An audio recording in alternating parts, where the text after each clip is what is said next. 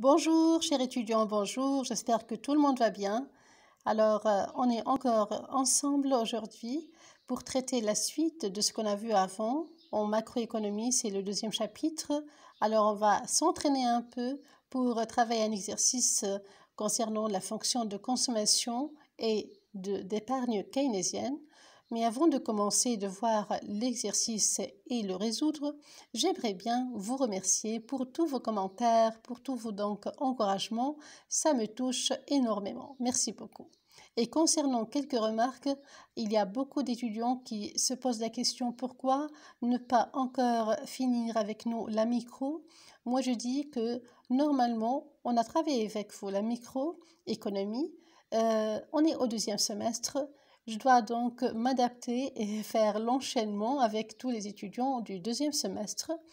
Reste que, pourquoi pas, pour ceux qui vont donc faire des séances de rattrapage ou bien donc il y a des sessions de contrôle en microéconomie, je dois donc vous proposer quelques capsules pour réviser encore en micro et faire des exercices en micro.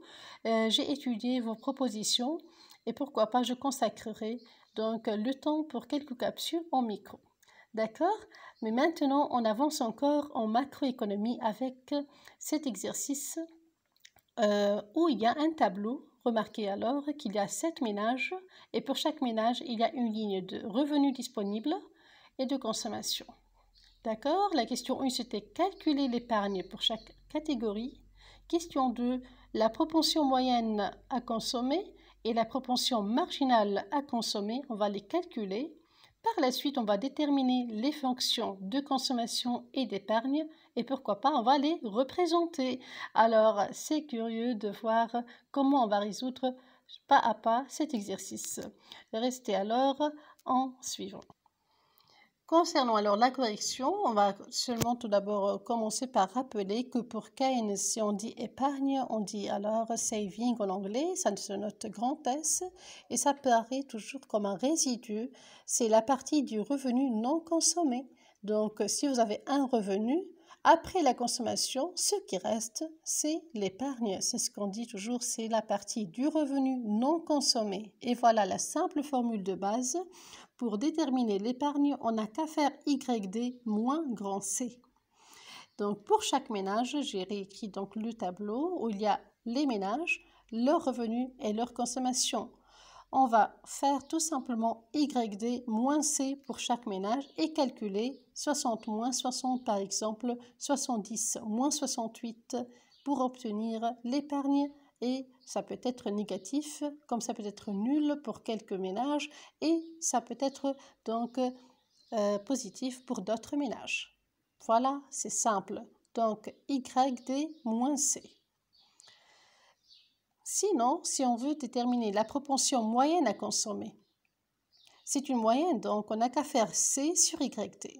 Donc pour chaque ménage, c'est C sur YT. 52 sur 50 par exemple, ici 60 sur 60, 68 sur 70, vous voyez?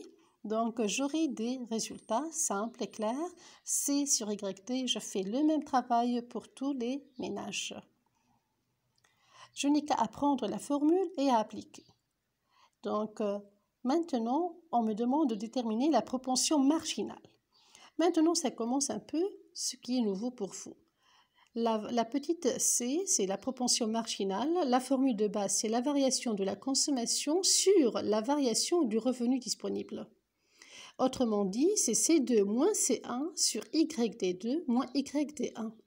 Donc, on n'a qu'à choisir deux ménages. Par exemple, ce premier, je ne peux pas calculer parce que je ne connais pas le précédent. Alors, je choisis le deuxième ménage et le premier. Vous voyez? Pourquoi? Parce qu'il suffit d'avoir deux valeurs, C2 moins C1 sur Y2 moins Y1.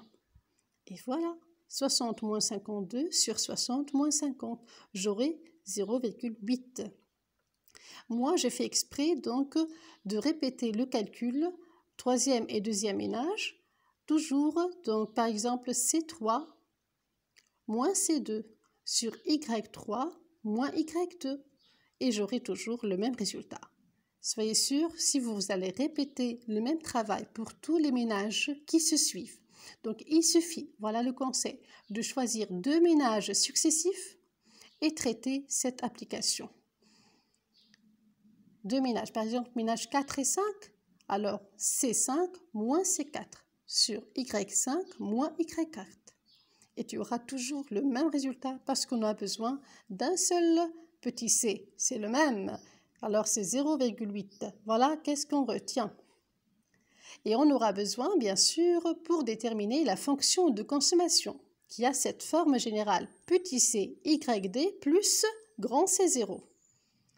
C'est la forme de la fonction de consommation keynésienne qui est lancée à court terme, qui est composée d'une partie donc de consommation autonome, incompressible, et une autre qui est variable avec une propension marginale. Si je connais le petit c, je n'ai qu'à déterminer maintenant grand C0. D'accord? Donc, une simple transformation ici, on aura grand C0, d'après cette équation, égale à grand C moins petit c yd. Alors, pour la déterminer, il suffit de choisir un des ménages donnés dans l'énoncé de l'exercice. Moi, j'ai choisi le ménage 3, qui a une consommation égale à 68 pour un revenu égal à 70. Je n'ai qu'à remplacer 68 et 70 dans l'équation, cette équation. Qu'est-ce que j'aurai alors? J'aurai grand C0 égale 68 moins petit c, c'est 0,8. Je remplace petit c. Fois YD qui est égal à 70 pour ce ménage. Alors, grand C0 égale à 12. Je vous rassure encore, choisissez n'importe quel ménage. 4, 5, 6, 7, n'importe quel ménage. Il suffit de remplacer sa valeur de consommation et son revenu dans cette équation avec bien sûr petit c qu'on a déjà déterminé, égal à 0,8, et vous allez sûrement avoir la même valeur de la consommation autonome qui est égale à 12. D'accord? Alors, ne pas perdre le temps, il suffit de choisir un seul ménage. Qu'est-ce qu'on a maintenant? On a petit c égal à 0,8 et on a grand C0 qui est égal à 12. Allez, je retiens les deux valeurs. Et qu'est-ce que je remarque? Je remarque que petit c, elle est comprise entre 0 et 1. Alors, grand C0, elle est égale à 12, c'est supérieur à 0. Ces deux hypothèses, donc, sont vérifiées. On peut déduire que la fonction de consommation qui a cette forme, il suffit de remplacer petit c par 0,8 et grand C0 par 12. Alors, cette forme de fonction de consommation, elle est keynésienne, oui.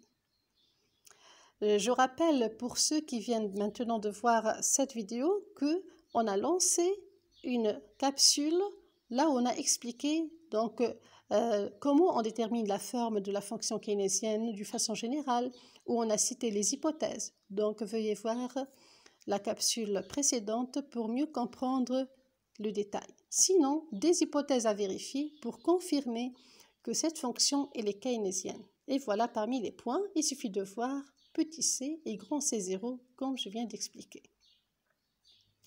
Maintenant, on va déduire grand S, c'est la fonction d'épargne. Et je rappelle alors la forme générale de grand S, c'est petit s yd moins C0. Petit s, c'est la propension marginale à épargner qui se calcule 1 moins petit c. Petit c, c'est la propension marginale à consommer qu'on a déjà déterminée qui est égale à 0,8. Alors 1 moins 0,8, ça donne 0,2. Tac, ça y est.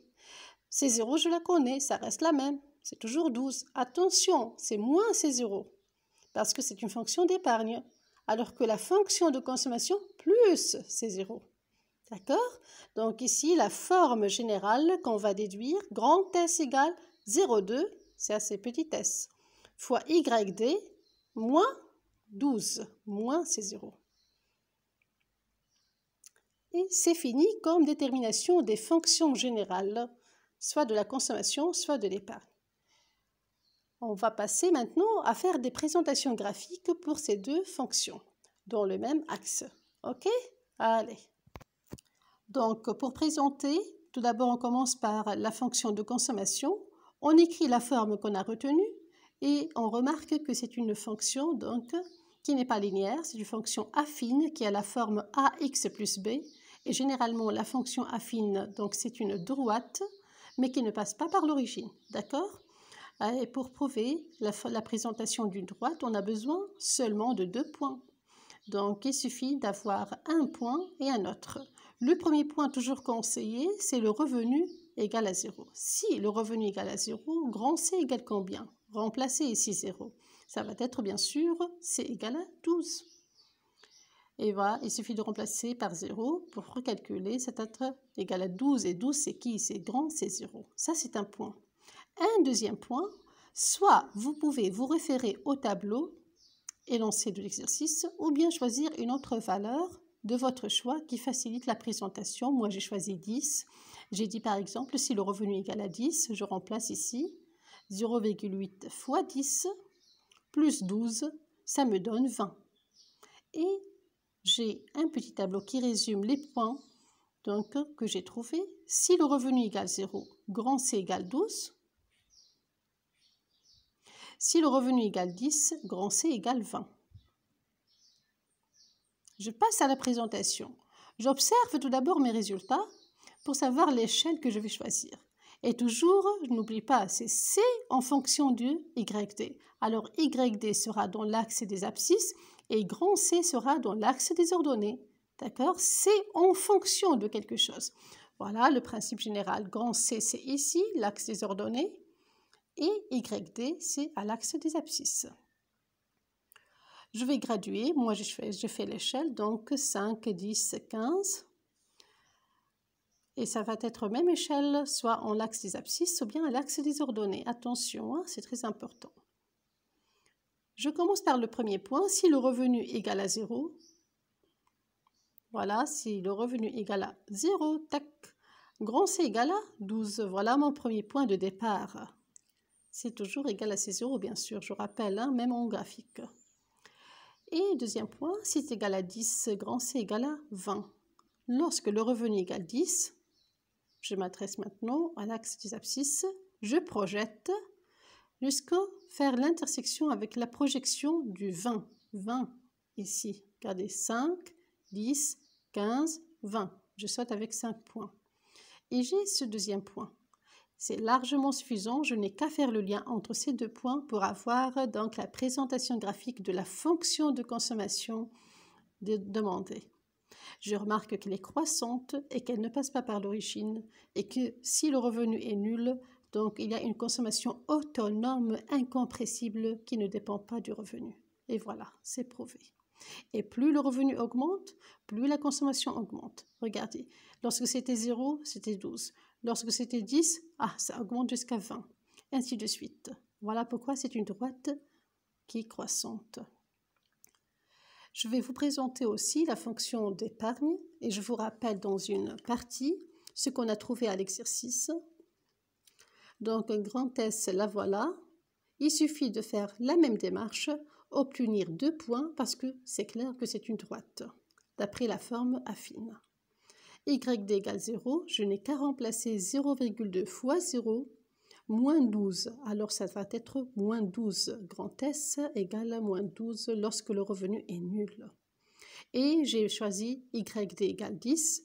Je viens de remplacer, voilà, 0,2 fois 10, moins 12, ça donne moins 10. L'épargne peut être négative. Alors, ici, un petit tableau qui résume les 2 points que je vais présenter. Voilà, j'ai dit, c'est la même démarche. Il suffit de voir qu'il y a des valeurs négatives, donc j'ai besoin d'allonger un peu l'axe des ordonnées vers le sens inverse. Et S, c'est le même graphique, donc même axe. Je commence par le premier point. Lorsque revenu égal à 0, S égale à moins 12. Donc c'est négatif, c'est dans l'autre côté. Ça en rouge, c'est mon point de départ, c'est moins C0. Ça, c'est C0, n'est-ce pas? Ici, c'est moins C0. Deuxième point, lorsque le revenu égale 10, c'est une épargne aussi négative, c'est moins 10. Alors, je n'ai qu'à faire le lien entre ces 2 points qui sont en rouge. Et je projette vers le haut. C'est une droite croissante. Donc, l'épargne dans cette partie, elle est négative jusqu'à arriver vers l'autre côté pour qu'elle soit positive. Ce sont deux droites donc parallèles et je remarque donc que ces deux droites sont toujours croissantes. J'espère que la présentation graphique est claire, que l'exercice est clair. J'ai choisi un simple exercice. On aura d'autres occasions pour d'autres types. Mes chers étudiants, j'espère que vous répétez cette application pour mieux maîtriser. Bien sûr, s'il y a des questions, des commentaires, donc n'hésitez jamais à m'écrire. Et si vous avez aimé, pourquoi pas ne pas signaler. D'accord? Allez, à la prochaine, Inch'Allah. Bye bye.